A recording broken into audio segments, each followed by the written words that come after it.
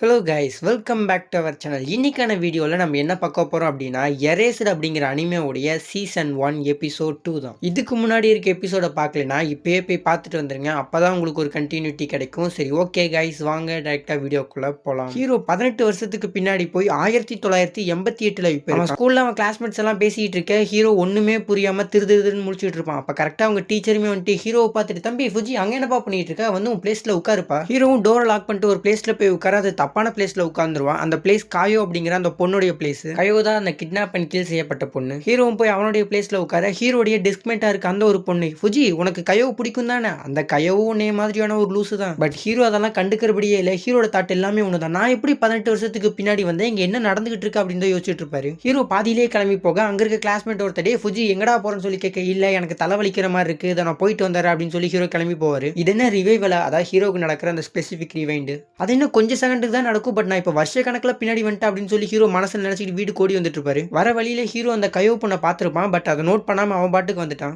Hero அவன் வீட்டுக்கு வந்துட்டு வீட்டு கதவை தட்டி தட்டி பார்க்க கதை ஓப்பன் ஆகாது. அப்புறம் தான் ஹீரோ ரியலைஸ் பண்றான். இந்த நேரத்தில் ஹீரோடைய அம்மா வேலைக்கு போயிருப்பாங்க. அவங்க எப்பயுமே சாவியை வைக்கிற அந்த ஒரு இடத்துல தான் வச்சுட்டு போயிருப்பாங்க. அதை எடுத்து ஹீரோ டோர் ஓப்பன் பண்ணி வீட்டுக்குள்ள போக ஹீரோவுக்கு அவனுடைய பழைய நாஸ்டாலஜிக் மெமரிஸ் கிடைச்சிருக்கும். கொஞ்ச நேரம் கழிச்சு ஹீரோடைய அம்மா வீட்டுக்கு வந்துருவாங்க. ஹீரோ அவங்க அம்மாவை இறந்து போன நிலைமையில பார்த்திருப்பான். இப்ப மீண்டும் அவங்க அம்மாவை உயிரோட பார்த்த ஹீரோவுக்கு ரொம்பவுமே சந்தோஷமா இருக்கும். ஹீரோடைய அம்மா ஹீரோவுக்கு ரொம்பவுமே பிடிச்ச டிஷ்ஷை சமைச்சிக்கிட்டு இருப்பாங்க. இதையே ஹீரோ ஆசாசியா பார்த்துக்கிட்டு இருப்பாரு. அண்ட் சாப்பிடும்போது ரொம்ப ஆசாசியா சாப்பிடுவாரு. ஹீரோடைய கண்ணிலிருந்து கண்ணீர் வரும்போது ஹீரோ ஒன்று யோசிப்பாரு, இப்படிப்பட்ட ரொம்பவுமே சந்தோஷமான வாழ்க்கையெல்லாம் நான் வாழ்ந்திருக்கேனா. ஹீரோ கடந்த காலத்தை பத்தி எல்லாம் யோசிக்கவே மாட்டாரு. காரணம் அது ரொம்ப கசப்பானது அப்படின்ட்டு. பட் ஆக்சுவலி ஹீரோவுக்கு கடந்த காலத்துல உண்மையாலுமே ஒரு ஹாப்பியான ஸ்டோரி இருந்திருக்கு. கண்டிப்பா இது ரிவைவல் தான். லைஃப் எல்லாத்துக்குமே செகண்ட் சான்ஸ் தராது. பட் எனக்கு கிடைச்சிருக்கு, இதை நான் கண்டிப்பா யூட்டிலைஸ் பண்ணியே ஆகணும் இப்படின்ட்டு ஹீரோ தீர்மானம் எடுத்துட்டு அவங்க அம்மா கிட்ட, அம்மா இன்னைக்கான ஃபுட் உண்மையாலுமே சூப்பரா இருக்கு, ரொம்பவுமே தேங்க்ஸ்மா அப்படின்னு சொல்ல ஹீரோட அம்மாவுக்கு, என்னடா ஆச்சு இன்னைக்கு புதுவிதமா தேங்க்ஸ் எல்லாம் சொல்ற, சரி பரவாயில்ல இருக்கட்டும், நன்றி நன்றி. ஆனா அப்படியே அடுத்த நாள் ஹீரோ ஸ்கூலுக்கு போறான். ஹீரோ ஸ்கூலுக்கு போயிட்டு இருக்கும்போது ரிவைவல் எப்பயுமே நடக்கிறதுக்கான காரணம் ஒரு ஸ்பெசிபிக் ரீசன் தான். ஒரு விபத்து நடந்திருக்கு, அந்த விபத்தை மாத்துறதுக்காக தான் எனக்கு ரிவைவல் எப்பயுமே யூஸ் ஆகும். அப்படிதான் இப்பவும் ஆக்டிவேட் ஆயிருக்குன்னு நினைக்கிறேன். எங்க அம்மாவோடைய அந்த ஒரு டெத்தை சேஞ்ச் பண்றதுக்காக தான் ரிவைவல் ஆக்டிவேட் ஆயிருக்கு. பட் அது ஏன் இப்ப எனக்கு இத்தனை வருஷம் கழிச்சு பின்னாடி கொண்டு வந்திருக்கு. இப்படியெல்லாம் ஹீரோ மனசுக்குள்ள நினைச்சுக்கிட்டு ஸ்கூலுக்குள்ள போயிட்டு இருக்கும்போது தான் ஹீரோ கயோவை பார்ப்பான். எனக்கு தெரிஞ்சு இப்ப இந்த கயோ அவங்க அம்மா கூட தான் இருக்கணும் அப்படின்னு சொல்லி ஹீரோ மனசுல நினைச்சிட்டு இருப்பான். ஸ்கூல் டைம்ல கயோ அவருடைய காம்பாஸ் கீழே விழுந்துருச்சு அப்படின்னு சொல்லி எடுக்கிறதுக்காக குனியும் போது ஹீரோ அவருடைய காலில் இருக்க தழுமை நோட் பண்ணிடுவாரு. அண்ட் பிரேக் டைம்ல ஹீரோ அவருடைய ஃப்ரெண்ட்ஸ் ஒவ்வொருத்தரையுமே ரிமெம்பர் பண்ணி பார்ப்பாரு. இவன் ஹீரோ, இவன் காசு, இவன் தான் கென்யா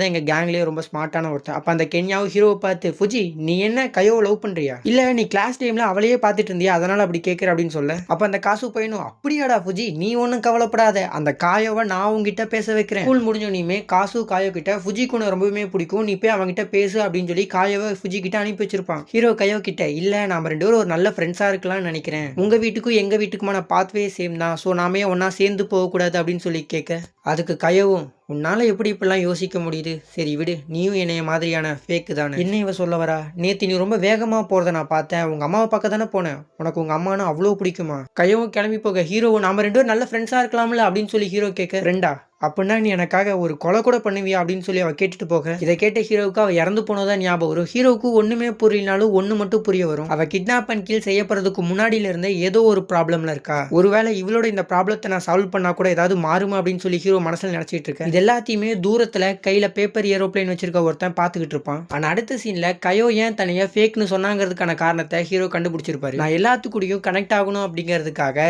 ஜஸ்ட் நான் நடிச்சிட்டு தான் இருக்கேன், இன் பை ஹார்ட்டா நான் யார் கூடயுமே கனெக்ட் ஆகும். இந்த கயோ என்னைய மாதிரி தான் போல இருக்கு, யாரு கூடயும் கனெக்ட் ஆக முடியாத சிச்சுவேஷன்ல இருக்கா, இவன் ஏன் சரியான பெர்ஸ்பெக்டிவ்ல பாத்திருக்கா அப்படின்ட்டு ஹீரோ அவங்க ஃப்ரெண்ட்ஸ் எல்லாம் இருக்கிற இடத்துல நின்று மேல இருந்து கயோவை கீழே பார்ப்பாரு. அங்க இருக்க ஃப்ரெண்ட்ஸ் ஹீரோவையும் கயோவை சேர்த்து வச்சு பேசிட்டு இருப்பாங்க. ஹீரோடே அப்பெல்லாம் இல்லடா அப்படின்னு சொல்லி அவங்களுக்கு புரிய வைக்க ட்ரை பண்ண, அப்ப அந்த கென்யா பையன் தான், காய்ஸ் இப்பெல்லாம் நம்ம பண்றதுனால அவனுக்கு இன்ட்ரெஸ்ட் குறைஞ்சிட போகுது, அவனுக்கு நம்ம கொஞ்சம் டைம் தருவோம் அப்படின்னு சொல்லி பேசிட்டு இருப்பான். அண்ட் இப்படியெல்லாம் அவங்க பேசி முடிச்சுட்டு வீட்டுக்கு போகும்போது ஹீரோ கென்யா கிட்ட போய், எனக்கு அப்ப ஹெல்ப் பண்ணதுக்கு ரொம்பவுமே நன்றி, அவங்க எல்லாம் என்ன சுத்தி வளைச்சு நின்று பேசிட்டு இருக்கும்போது எனக்கு என்ன உங்களுக்கு ரிப்ளை பண்றதுனே தெரியல அப்படின்னு சொல்ல, பரவாயில்ல இருக்கட்டும், நீ அந்த கயோவை ஃபாலோ பண்றதுக்கு ஏதாவது ஒரு பெரிய ரீசன் இருக்கும், எதுவா இருந்தாலும் எங்க கிட்ட சொல்லு, நாங்க உனக்கு ஹெல்ப்ஃபுல்லா இருப்போம் அப்படின்னு கென்யா சொல்லும் போது, அண்ட் முக்கியமான ஒரு விஷயத்தை சொல்லியிருப்பான், வீட்டுக்கு போயிட்டு கயோ ஒரு எஸ்ஸே எழுதியிருப்பாலாமா, அந்த எஸ்ஸேவை படிச்சு பாரு அப்படின்னு சொல்ல, நான் வளர்ந்ததுக்கு அப்புறமா ஒரு ஐலாண்டுக்கு போகணும், அங்க யாருமே இருக்கக்கூடாது. என் அம்மா, பப்ளிக், டீச்சர்ஸ், ஃப்ரெண்ட்ஸ்ன்னு யாருமே இருக்கக்கூடாது. அங்க நான் தனியா இருக்கணும். என்னுடைய துன்பம், வலின்னு எதுவுமே இருக்கக்கூடாது. அங்க இருக்க அந்த பறந்து விரிந்த கடல்ல நான் நீந்தணும். நினைச்சபடி சாப்பிடணும். நான் மட்டும் மறைஞ்சு போயிருக்கணும். இங்க இருக்க ஸ்டூடெண்ட்ஸ் எல்லாருமே ஸ்கூலுக்கு போகணும். எங்க அம்மாவும் அவங்க வேலையை பார்க்கணும். இங்க எல்லாமே எப்பவும் போல நடக்க நான் மட்டும் மறைஞ்சு போனதை நினைச்சு நான் ரொம்ப சந்தோஷப்படணும் அப்படின்ட்டு அவன் எழுதியிருக்கிறது. அவளுடைய லோன்லினஸை டிஸ்கிரைப் பண்றதோட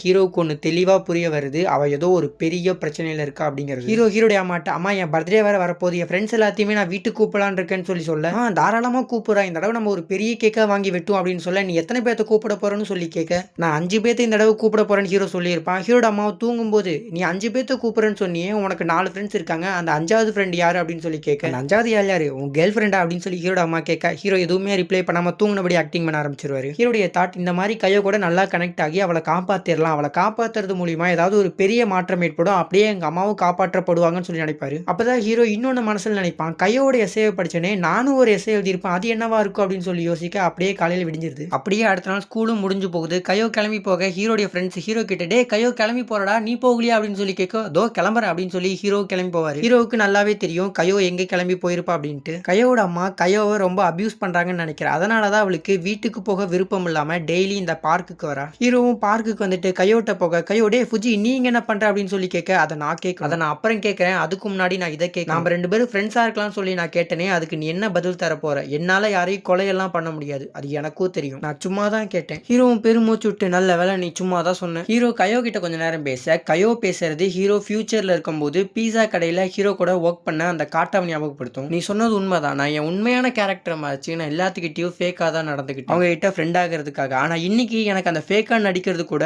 ரொம்ப ஈஸியாகிடுச்சு. கையோடைய அம்மா கையோவை பிசிக்கலி அண்ட் மென்டலி ரெண்டுத்துலயுமே அபியூஸ் பண்றாங்கிறது ஹீரோக்கு நல்லா புரிய வந்திருக்கும். ஹீரோ அவங்கிட்ட இருந்த பர்த்டே இன்விடேஷன் லெட்டரை கையோ கிட்ட, நீ நான் இன்விடேஷன் வைக்கிற ஃபர்ஸ்ட் ஆள் நீ தான், நீ கண்டிப்பா வரணும், இனிமேல் நீயும் நானும் க்ளோஸ் ஃப்ரெண்ட்ஸ் அப்படின்ட்டு ஹீரோ சொல்ல, நீ கண்டிப்பா வருவீல அப்படின்னு சொல்லி ஹீரோ கேட்க, நான் கண்டிப்பா வரேன். உன்னுடைய கைகள் குளிர்லியா சாட்டரு அப்படின்னு சொல்லி கையோ கேட்க, ஆமா குளிர்து தான் அப்படின்னு சொல்லி ஹீரோனுடைய ஹேண்டை ரைஸ் பண்ணுவானா. ஹீரோடைய ஹேண்டு மேல கையோடைய ஹேண்ட், ஹீரோ ரொம்பவுமே வெக்கப்பட்டு ஒரு மாதிரி ஸ்டன்னான ஸ்டேஜுக்கு போயிடுவான். எனக்கு 29 வயசு ஆகுது, நான் ஏன் இப்படி வெக்கப்படுறேன் அப்படின்னு சொல்லி ஹீரோ மனசுல நினைக்க, சட்டரு நான் எப்பயோ கையை எடுத்துட்டேன், கையா உன்னோட கையை விட என் கை பெருசா இருக்குதுல்ல அப்படின்னு ஹீரோ சமாளிக்க ட்ரை பண்ண, அடப்போடா ஆனா உங்ககிட்ட இப்படி பேசுறதுக்கு ரொம்ப நிம்மதியா இருக்கு அப்படின்ட்டு கையோ சொல்ல, நம்ம ஹீரோ கையோ கிட்ட, கையோ நான் உங்ககிட்ட மட்டும் எப்பயுமே உண்மையாதாப்பா இருப்பேன் அப்படின்னு சொல்ல, இதை கேட்ட கையோக்கு ரொம்ப பிளஷ் ஆகி அவன் அந்த இடத்த விட்டு ஓடி போயிடுவா. ஹீரோ கடைசியா கையோ இந்த இடத்துல தான் பார்த்திருப்பான். அதுக்கப்புறம் கையோ இறந்து போயிருப்பா. என்னானாலும் உன்னை இந்த இடத்துல நான் இனிமேல் தனியா விட மாட்டேன், எதிர்காலத்தை நான் மாத்தியே தீருவேன் அப்படின்னு சொல்லி ஹீரோ மனசில் நினைக்கிறதோட இந்த எபிசோடு முடிஞ்சிருச்சு.